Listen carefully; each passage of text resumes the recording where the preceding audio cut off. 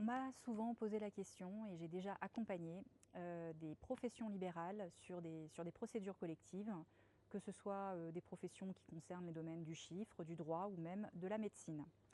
Alors comment ça se passe pour ces procédures? Eh bien, j'ai envie de vous dire que c'est exactement pareil que pour une société lambda qui déposerait son bilan auprès du tribunal de commerce.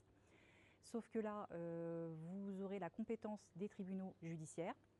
Et la petite différence qui est quand même notable, c'est que le tribunal de commerce ne sanctionnera pas le dirigeant d'une entreprise libérale si c'est une profession réglementée.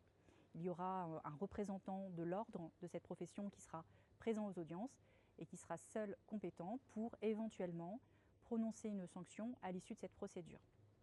Mais sinon, une entreprise libérale, ça fonctionne comme une entreprise commerciale.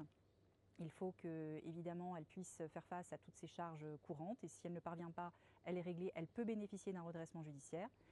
J'ai déjà accompagné des cabinets dentaires, des médecins, également aussi des confrères dans des procédures de redressement judiciaire.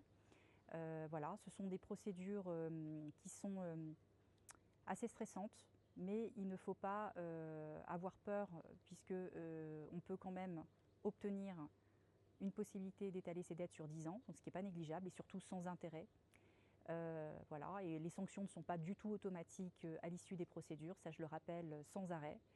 Il ne faut pas avoir peur de cela et voilà. La seule chose que je peux vous dire, c'est qu'il faut absolument vous faire accompagner au démarrage du dossier pour que le dossier parte avec les bonnes pièces, dans une bonne dynamique et surtout qu'on puisse respecter un calendrier pour éventuellement présenter un plan de redressement, un plan de continuation à l'issue de la période d'observation.